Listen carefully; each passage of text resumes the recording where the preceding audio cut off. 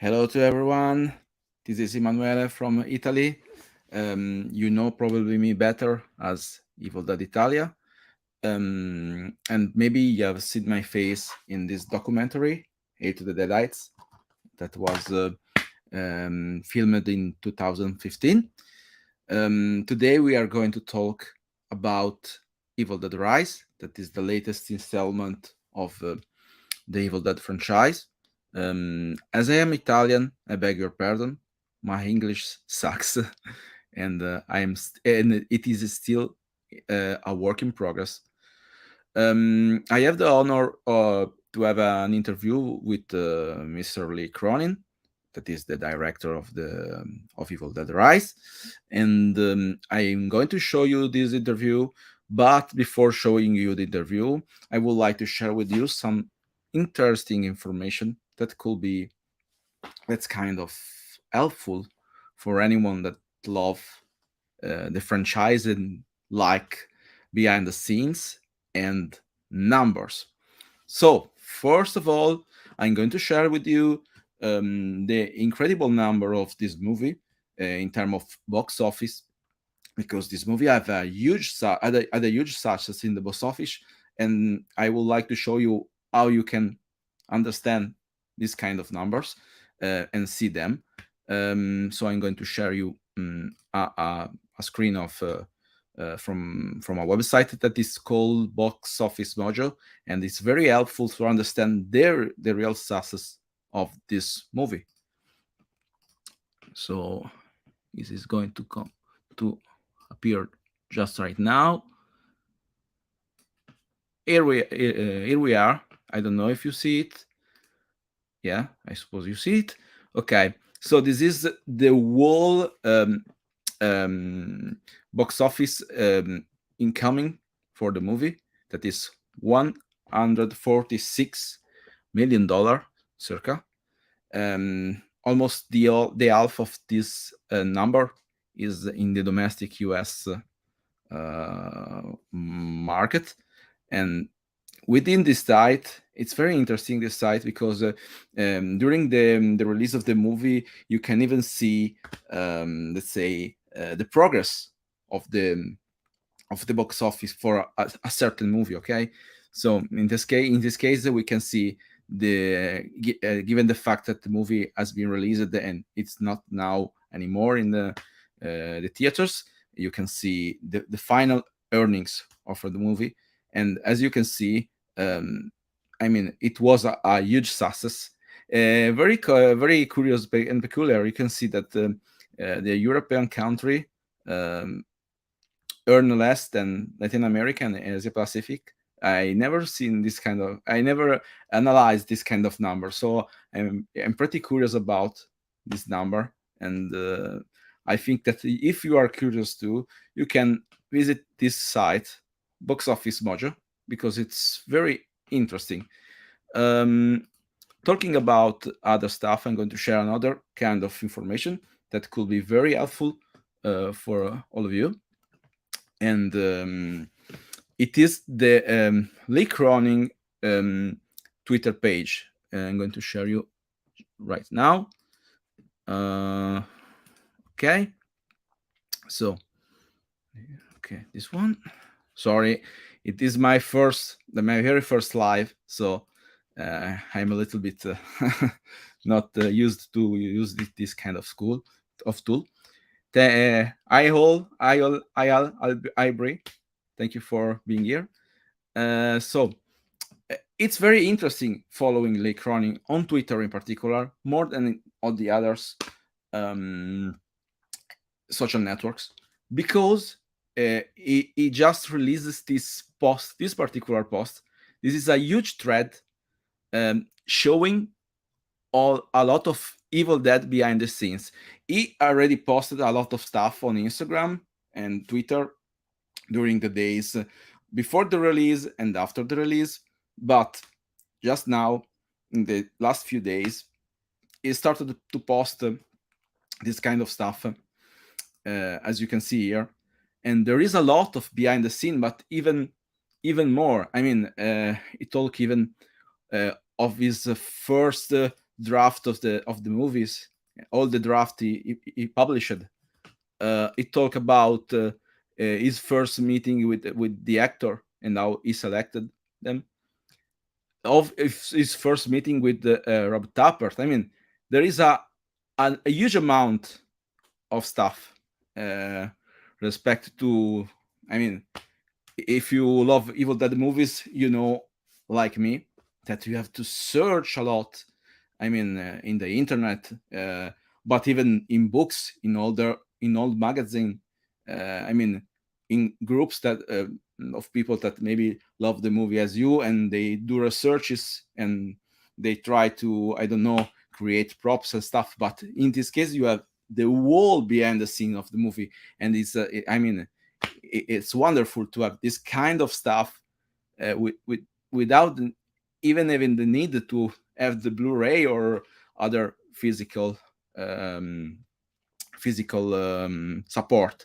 Enough fun to say, uh, if I understood correctly, because I live in Italy, so here in Italy, the Blu-ray is still not out, but from that what I understood, the the 4K version of the of the US release doesn't have any extra, um, nor the director commentary. That's a shame, obviously, and it seems you can have that one, the director commentary, just with the UK 4K release. I have um, I have pre-ordered that with an help from a friend. I don't know when I will receive that, but I cannot wait, obviously, to see this version. Even if, in the meantime, you can, I mean, you can know and see a lot of stuff just watching the Lee Cronin account. That is really really interesting. Before showing you the interview is pre-recorded, so you can comment it. I can, and let's say, give you my. I can reply to your comments, obviously, but let's say the interview is pre-recorded.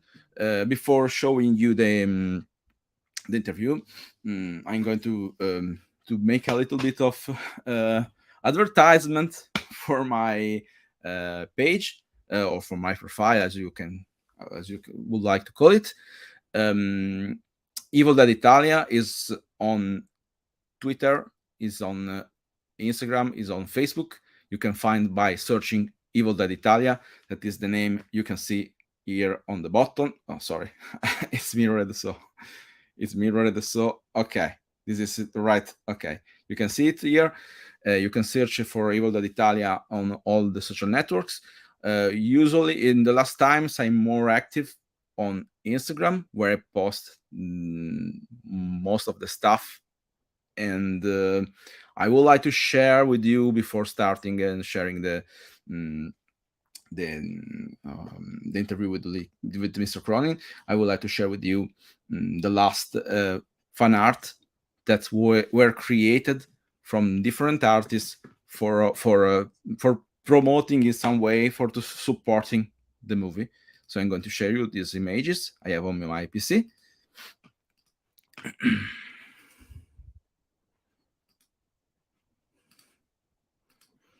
Okay, here it is. No, I cannot show you. It's harder than I suppose it is. Okay. Well, I'm going to use my Instagram account, so you can see all here. So this is my Instagram account, Evil Dead Italia. You can see the last, the pinned images. Some artists created for me. Here there it is. The highlights. This one is by Giorgio Credaro. It's a sort of creepy cover, based obviously on the Evil Dead Rise. All these fan arts I'm going to show you are Evil Dead Rise related. Then we have this one that is inspired by Goosebumps. This one fan art is even this one by Giorgio Credaro. This one was pretty successful. It was shared even by Bloody Disgusting, and it was a very good achievement for my little profile. This one is a pixel art by Edoardo Faravelli, and obviously it is lovely, and it's show the main character of the movies in a pixel art way. And then we have a lot of other stuff, like, for example, this art by I don't find it. If I can find it. Okay, this art by Mariana Perdinci. This was the very first fan art I published about the movie. It shows obviously the high-rise building and the main character with the book itself. This one, always by Mariana Perdinci. It is the book that cover in the shadow the casket that is going to open the door. And then, last but not least, this fan art by Alessia Martuscello showing the main characters in a cartoony way. Okay. Sorry if I stole your time. And now, without any further ado, I'm going to hide myself, and I'm going to show the video of the interview itself. See you later.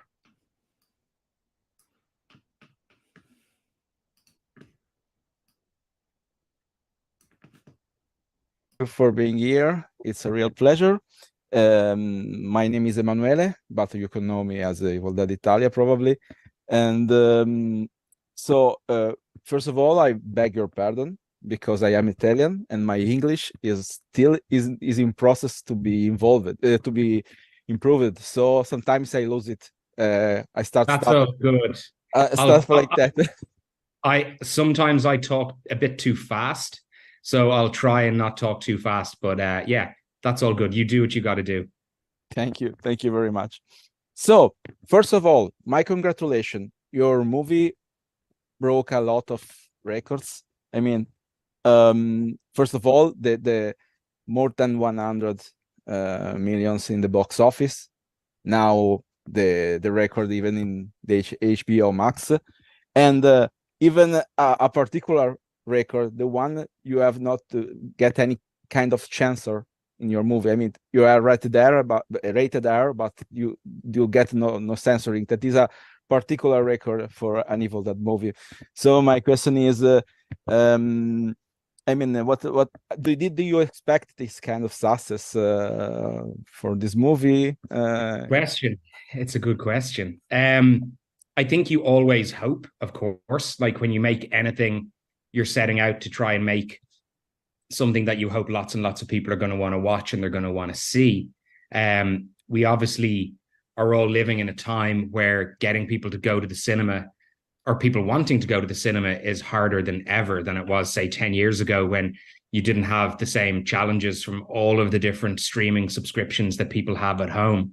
And therefore, it's easy maybe on a Friday night to sit on your sofa and press a button, as opposed to, you know, jump on the bus or take a walk or drive the car to the movie theater. So that was always in my mind, that whatever we would make, you know, I wanted it to be something that was a big screen experience and that people would really feel the need to go watch it on the big screen and watch it in a dark room with lots of people. And thankfully, that was the reaction. And then I think the thing I'm probably most proud of is, I'm like you, I'm a massive fan of the franchise. I'm a massive fan of Evil Dead, and since I was a kid. But I also wanted to bring in a new audience. And I think the box office success that we have had, which is just a little under 150 million around the world, shows that we brought in some new audience as well. Not just people like you and me that are always going to go and watch an Evil Dead movie, but actually some younger audiences that it might have been their first introduction. And that was something that was on my mind at the beginning of the process, was thinking of, say, my own nieces and nephews who are like teenagers, and how I wanted them to have the experience of watching a movie like this for the first time. And thankfully, that seemed to be something that happened. So it's not quite a record, but it's definitely something that I'm proud of, is that there's lots of new Evil Dead fans in the world now. Thank you. So regarding the rating, it was intended to reach that kind of result. I mean, it's hard to get it without removing too much stuff from your initial idea. Yeah, no, it wasn't difficult. Like, I actually, you hear stories about having to make editorial changes. There's too much blood or whatever. I just got word that we got an R rating. That was it. There was really, I've got a vague memory that maybe I was asked, and I couldn't put my hand on the Bible and swear to this court, but I feel like maybe I had to maybe just change, like remove 18 frames of something around the wood chipper scene. Maybe. I need to check with somebody if that actually happened. Maybe it was a dream, but I have a weird memory. But that was it. We didn't get hit with an NC-17 cert, therefore we weren't fighting to get it to become an R rated. Like what I don't know how your certification works in Italy. What was the rating in Italy? In Italy it was like PG-14, so 14 can be at the movie with the parents. And so okay. What I see in UK, it's 18. So the movie has different rating. The same here in Ireland. The film was in 18s. And actually, quite interestingly, because there was two trailers initially put out. There was the red band trailer and the green band trailer. And the green band trailer was banned from being played in front of movies below 18s in Ireland. So we actually had to make a couple of changes. So the trailer in Ireland is actually unique in comparison to the rest of the world, that we actually had to change a few shots and substitute some things to actually get the green band in cinemas with movies below an 18 certificate. Obviously, it could have played with 18s. The red band can play with 18s, but we needed the green band to go in front of movies like Megan or, other horror movies that were out at that time that bring people to the cinema and that people are checking out. So yeah, there was that. And we also had a battle because in Ireland and the UK, the film was advertised on the side of buses. We also had a battle with the artwork for that as well, which was deemed to be too threatening. So in the end, we actually couldn't get our artwork. The artwork was banned in the UK from going on the side of buses. And then we were able in time to get an alternate artwork to put on buses in Ireland as well. So yeah, we'd a few little battles along the way, but all in all, thankfully, we were able to have the platform to promote the movie as much as we did. Well, this is very, very peculiar, very interesting. So you are both writer and director. Mm-hmm. And Mommy is with the Maggots now, in my opinion, is one of the best quotes of the entire franchise for me. I think it enter in the wall in the heaven of the quotes of the Evil Dead franchise. So my question is, what is the process between writing and having the final script with talking between actors and stuff like that? Yeah. Well, the writing process, I was actually asked in an interview like last week, I was asked about that line, and I still haven't done it. I said in the interview that I wanted to go back and check if Mommy's with the Maggots Now was in the first draft of the screenplay. I think it was, or certainly there by the second draft. The scene was there. And I knew that although this film is dark and it's scary, I wanted there to be a little bit of like dark comedy to it as well. But that dark comedy comes from the psychology of what this possessed mom, what the Deadites like to do, which is to play psychological games with innocent people, which is the thing that I actually love. Like, I had a lot of fun making the movie gory, but for me, I had most fun getting those type of lines right, like Mommy's with the Maggots Now and the titty sucking parasites line as well, which, when you write them, sometimes those sort of lines scare an actor because they're like, wow, I've got to pull this off and make it convincing. But in the end, Alyssa really understood, and she understood the character, which was that this demonic force that's possessing her is in control. Therefore, she never needed to oversell those lines. So like Mommy's with the Maggots Now is said in a way where she's almost feeling a little sorry. That was the idea. So Danny says like mom, and he's hopeful in the way he's confused by what he sees, no idea what he's experiencing. And she kind of says it almost this like, oh, I'm sorry, mommy's with the maggots now. And that was the delivery that worked for the line. And the titty sucking parasites line, we tried a lot of different ways. And then in the end, it was, I remember, I actually was only having this conversation with Alyssa yesterday because we were recording some stuff together. And, that was a tough one for her. But what I said to her in the end, and sometimes direction is this simple, I said, just say it. Don't sell it at all. Just say the line. That's it. Just say the words. And not in a way, because the point was, doesn't need any color. The line is everything it needs to be. So just say free from all your titty sucking parasites and we go. If you oversell a line like that, that's when it can become cheesy quite quickly. And I was protective of those lines because I knew they were important to the movie. Those moments were particularly important.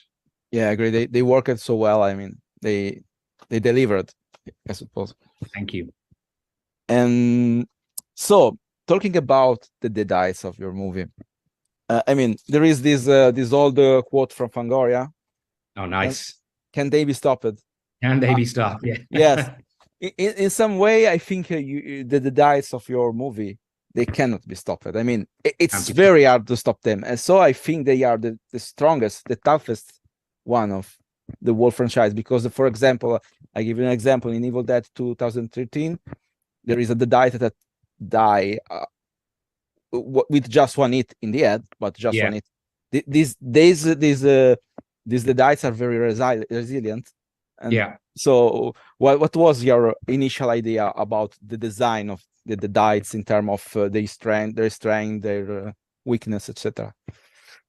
I guess I always see them as in control, like that force that's there, and I see it as the force that then takes over. For me, if we take Ellie as an example, she's a strong mother, you know what I mean, and she's got power in her own ways, and she's got confidence. So like then subverting all of those good things into the bad makes her like a really dangerous, when you turn all that inside out and make it bloody and make it possessed. And then just within, I think one of the fun things with Evil Dead lore is that there's a looseness to it. You can play around with that toolbox in different ways. And so I just, in this movie, I thought, you know what, there's no stopping these. And it's even at the very end when Jessica enters the parking lot after the carnage at the wood chipper, kind of none the wiser initially, but then even when you see little bits of flesh on the ground and they're flickering, like that was intentional. We had all of that said, and I was like, let's get a little wind machine. I want those things to feel alive, because, and then we see it, the force, that's the whole idea. The force comes at her from all these angles. It's like she's possessed, and we realize, wow, the beginning of the movie was the start, because the evil can't be stopped. And I just thought that was fun, you know, that line that Father Littleton says on the vinyl, which is, you know, all you can do is, you must run, all you can do is run. And to me, I'll tell you where I took that license from in my mind. When you go all the way back and watch The Evil Dead, the original one that's on your t-shirt right there, before they even meddle with anything evil, before they find the book, anything happens, you sense the force in the forest when they're just driving in the first place. Yeah. Like it's already there. It's more about how it's pulled out and how it behaves. So from my point of view, that evil force at the end of this film is still there, it's still alive. It could still possess somebody else. Maybe all that flesh could come back together, because if you give it enough power, if you put enough innocent people around it, it's going to come to life and it's going to play its games. Yeah, I understand what you're saying. Yeah, absolutely, it works. And I like even that line. I mean, even the audio editing of that LP running, the vinyl thing. The vinyl thing. Yes, I love it a lot. Thank you. So I've seen a lot of your behind the scenes video, and the first thing I think when I see those videos is how much was challenging. I mean, directing the movie, having all those effects. I mean, there is a lot of rehearsal, a lot of training, physical training for the actors. Yeah. They act without the set. My question is, what was for you the most challenging shot you have to if you remind it. And maybe you thought something like, oh my god, I cannot do this. I have there is the risk I don't deliver it or stuff like that. It's funny, like sometimes the most challenging shots are not the things you expect them to be at all. Sometimes they're very, very simple things. And quite often on a day-to-day or week-to-week basis, the things that actually become really challenging you thought were very simple. And then sometimes the things that you thought would be very hard days work out a little easier.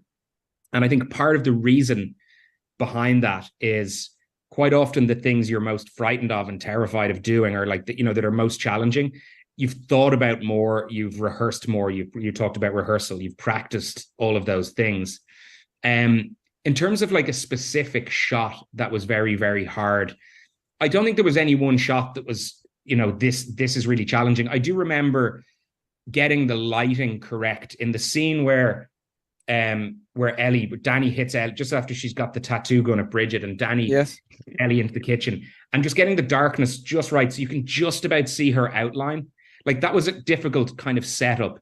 But the thing that I always come back to really is what I call the marauder, the monster at the end of the film, the amalgamation of family. That all of that was hard. So like the very first marauder shot that we did is the one where it comes out of the smoke and runs. Yeah. And it worked. We knew we got it. It worked. But man, was it hard to get it right. Like at that point in time, achieving that shot was 8 months in the making, because we'd had 3 months of preparation to start shooting the movie. We had filmed for about 10 and a half weeks. We then had a COVID lockdown for 2 months.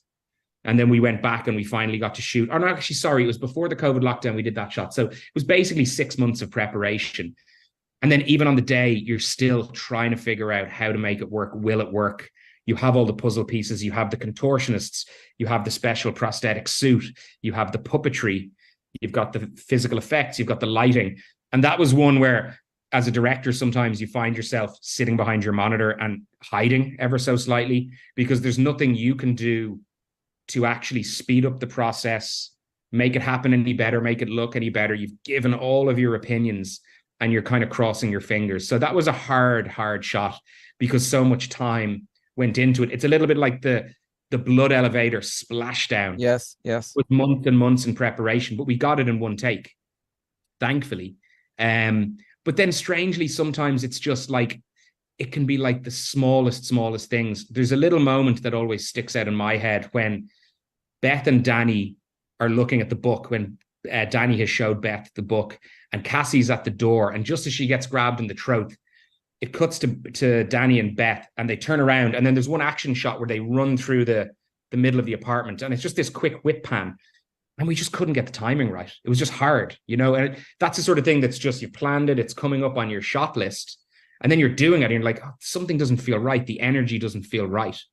And sometimes, as I said, it's those little things that actually trip you up. Whereas the whole peephole scene where Ellie kills the neighbors was like a dream. It was one of my favorite days on the shoot. Yet it was, in theory, a really difficult shot to achieve. Yeah, I really loved that one. I think that is one of the highlight of the movie. The fun one. It was a fun one to shoot. Really fun. And you talked about COVID. So how much the COVID impacted on your job? I mean, not basically not at all, and then completely. So filming in New Zealand. I arrived in New Zealand at the beginning of end of February 2021, the beginning of March. And, at that point, we were 1 year into COVID. So we were still having outbreaks around the world in different countries. And at the time in Ireland, when I left, we were kind of in a semi-lockdown state. There was definitely restrictions to how you could live your life. And I got to New Zealand and I went into managed isolation hotel for like 2 weeks. And then when I got out, it was like going back in time or going to another planet, because there was zero COVID in New Zealand, no cases. They hadn't had any cases in New Zealand at that point in time for maybe like 7 or 8 months. And when they had them before, it was like a teeny tiny outbreak. So it was like we all got conditioned, and it was so weird. I was in the middle of Auckland. There was these huge boat races on with thousands of people attending. And the America's Cup was on. That's what it's called, the America's Cup. And I was like, wow, I just got to walk through these crowds, whereas we've been so used to being, so quickly got used to that. And the point is, that's how the set was. It was like normal. There was no, yes, we were, of course, we were smart. If anybody sneezed, you got a COVID test. We would still manage the actors, but we didn't have to work with the same level of restrictions in other countries where there was bubbles on set and all that sort of thing. So there's zero COVID. And then we were on set with 8 days. So we'd filmed for about 51 days, and we had 8 days to go. And at about 3 p.m., someone said, "Oh my God, have you seen the news? There's there's a COVID case in New Zealand." And very quickly, by 6 o'clock, the government had instituted a 2-week lockdown. So we all had to pack up, go back to our apartments. And that lockdown lasted for 8 or 9 weeks.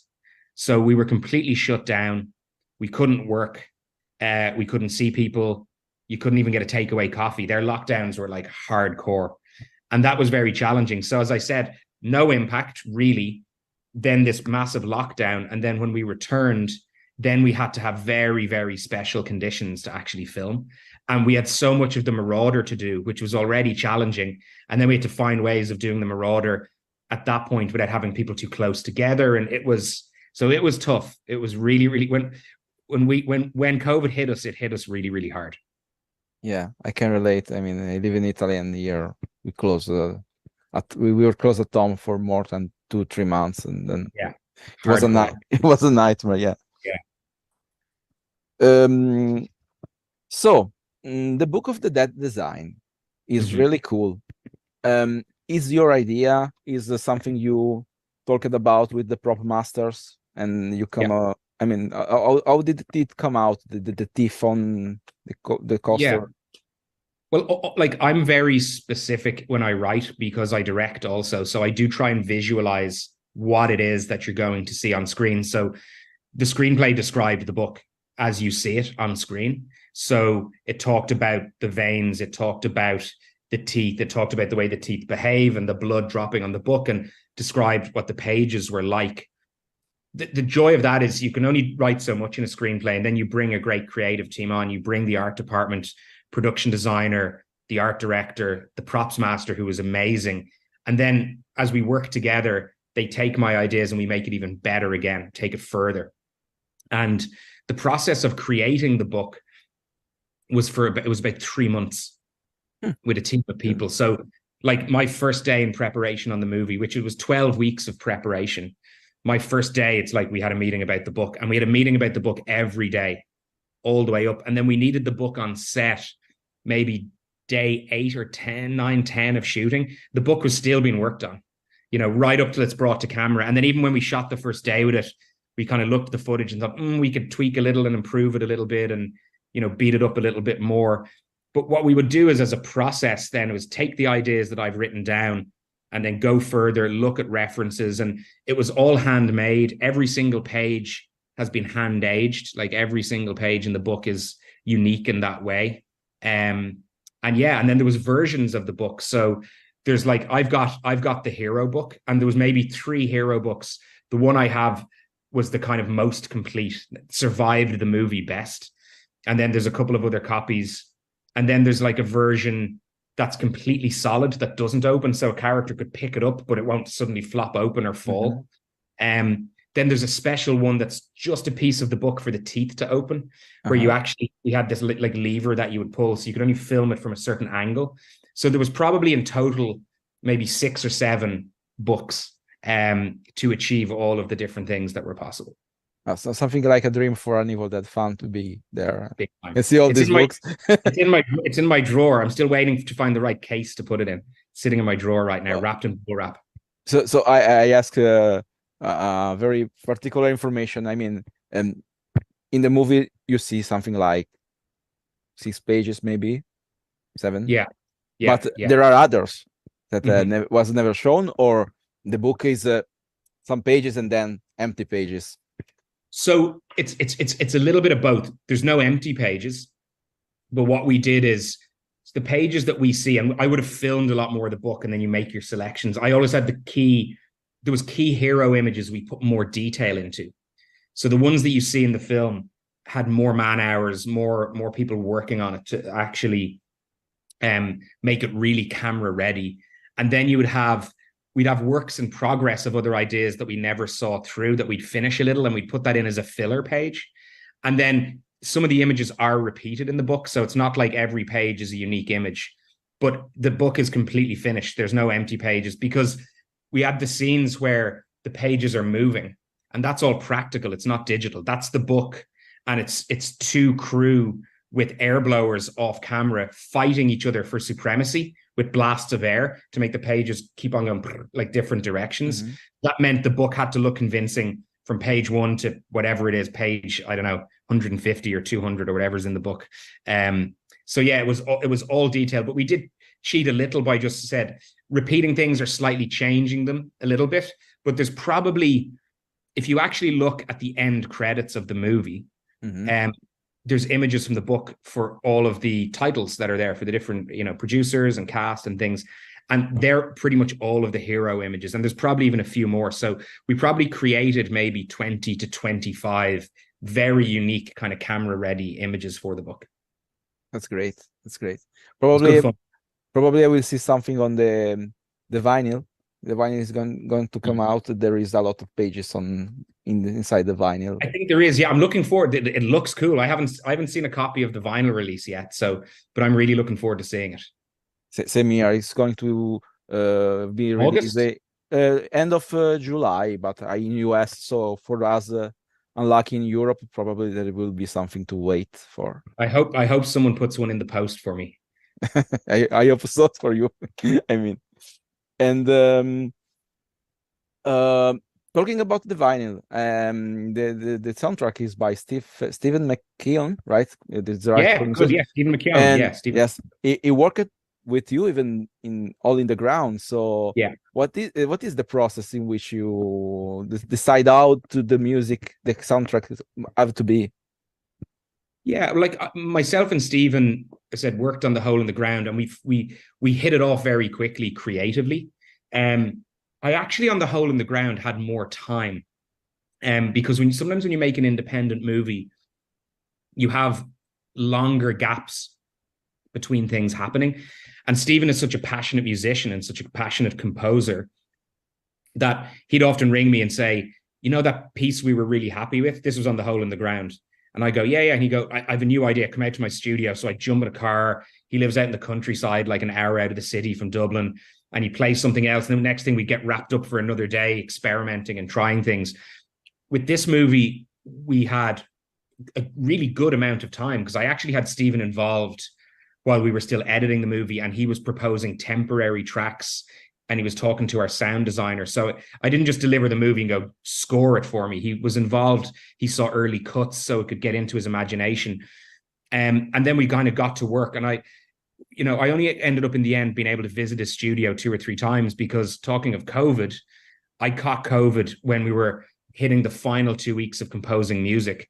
So I had to actually sit in my apartment, get him to send me new cuts and versions of the tracks, and I thankfully had like a really good Dolby Atmos setup at home, so I had a good speaker situation. And then with COVID feeling like low energy and gray and just like not good, I'd listen to all the music and then like write out notes and send them back, and he'd do another version. So even though he was only an hour up the road, the last 2 weeks of the music creation for this for me was at a distance. But then obviously we got to go on and record it with the live orchestra, the live musicians, live singers. And you can do a little bit of tweaking there and have some more input, and then how you mix it and all of that. So it's great. But like, Stephen's a big horror fan. We get on, we become friends. He knows what I like. He was perfect for this because he's kind of brash and loud. And I said to him, look, I want this score to have real impact, because I'm going to make the movie visually very impactful. And I want to double down with the music and hit you even harder again. And that's something he's very good at. Cool. Very cool. I have just a couple of questions remaining for you. Sure. The first one is a very trivial question, but I suppose that you're something like my age. So probably you have seen the Evil Dead movies mostly in the same time I've seen them. Yeah. So except your movie, obviously, because you did it. So it's your creature. What is your favorite Evil Dead movie in the franchise? Have you one of them that you love more? Yeah. It's Evil Dead 2 for me. Mm-hmm. And the reason, again, it's just to do with inspiration. So when I was young, my dad showed me the Evil Dead and showed me Evil Dead 2 on VHS when I was about 8 or 9 years old. And Evil Dead 2 was the one that stuck more because of the madness in it. It was the one that I kind of watched more and more. And I love the darkness. I love so many aspects of all of the movies. But weirdly, and whether people see it or not, Evil Dead 2 is the one that probably had the most influence on Evil Dead Rise. Although Evil Dead Rise is not as maybe cartoony and as over the top, but I wanted to capture that energy that you have in Evil Dead 2, where it's so kind of relentless in terms of how it goes. So yeah, if it was like if I was sent to a desert island and it's like you can only bring one Evil Dead movie with you, I'd bring Evil Dead 2. I wouldn't bring Evil Dead Rise because I've seen it too many times now. Cool. No, for me, is the first Evil Dead indeed. But because I love more the horror. But I mean, excluding horror. I mean. Okay. Okay. Um, the last one question, so I can leave you go. Can you, if you can disclose something? I mean, what are your next projects? Are you working already on something? Not as necessarily the Evil Dead. Yeah. Even if I would be happy if you work on Evil Dead again, because I like your style and etc. And the world you open it up. I mean. Yeah, I can't say too much. Obviously, there's some information out there about a project called Thaw that I'm working on for New Line Cinema. I had a great relationship making this movie with New Line Cinema. I'm a massive fan of the history and culture of that studio and what they do. So I'm very excited to be working on that project. And then, like, because I'm a writer, when I went to make Evil Dead, there was projects that I had put in the drawer and then I gave up. Not gave up, but I invested 2 years of my life to making. So I'm also like interested in those projects. And when it's funny, when time goes by, you write something and then you go make another movie for 2 years, you come back and you pick it up and you feel differently about it. And maybe you think that you want to do something a little different with the idea.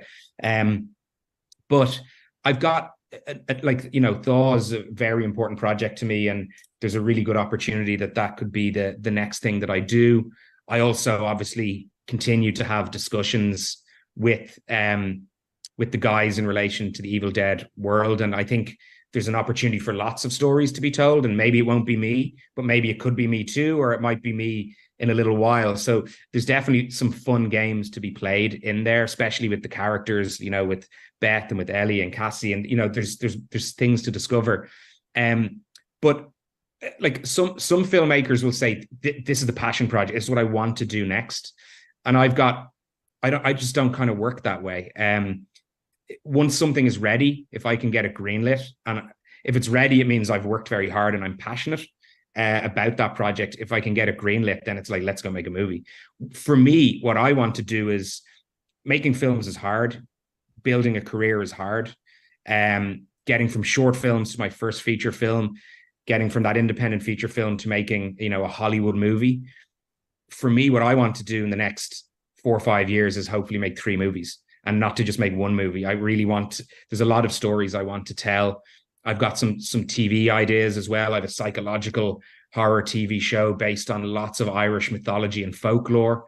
And then I have another really, really fun family horror comedy show that I'm very passionate about as well. So I'd love to see all of these things come to life. They probably all can't. But I think what's next for me will become clearer later this year. And hopefully I'll be shooting another movie next year. Oh, cool. So I wish you a lot of luck for your projects because you deserve it. You delivered a really good Evil Dead movie. And we are, as a fan, we are very thankfully to you for your Everson job. So thank you. So thank you very much for giving me this opportunity. It means a lot for me and for the fans. They are going to listen to this. I'll probably upload this in some days because I need to put subtitles, for it, Of Italians, course. Italian Of course. people. Yeah, of course. Well, look, And thanks for your questions. Thanks for supporting the movie. And whatever I bring to the screen next, I hope it gets you excited too. thank you, thank you. I will surely support your next work. And I don't forgot the poster. I have found the All too. good, So dude. Whenever I'm you going to can. send you as soon as Amazing. possible. Thank you Thanks very so much much. for that. Have Enjoy a the rest of nice your evening. have a nice day. Bye bye. Yeah, take care. Bye bye. Bye bye. Bye bye. So here I am again. I hope you liked this interview. I really loved to have the opportunity to interview Mr. Cronin. As you've seen, he is a great guy. He is very, very humble. I mean, it's a very humble guy, and I think he is something like my age, so I can relate better with him because I think he is from the 80s, like me. I hope this one will be just the first interview of this. I don't know if call it a series because I don't know how much I can keep the pacing of publishing interesting stuff. I'm trying to organize some new stuff. I probably will have a new live with Nick Bassett, probably the production designer of both Evil Dead Rise and Ash versus Evil Dead, on the 12th of this month. So something like in 8 days. For that one, I'm going to prepare a better maybe promotion for the videos, and in that occasion, probably it will be alive the wall. I mean, in this case, I have recorded the interview, but the next one will probably be completely live. So being completely live, I mean, you can comment and interact. That is, I mean, is well better. I mean, and this time in terms of interaction.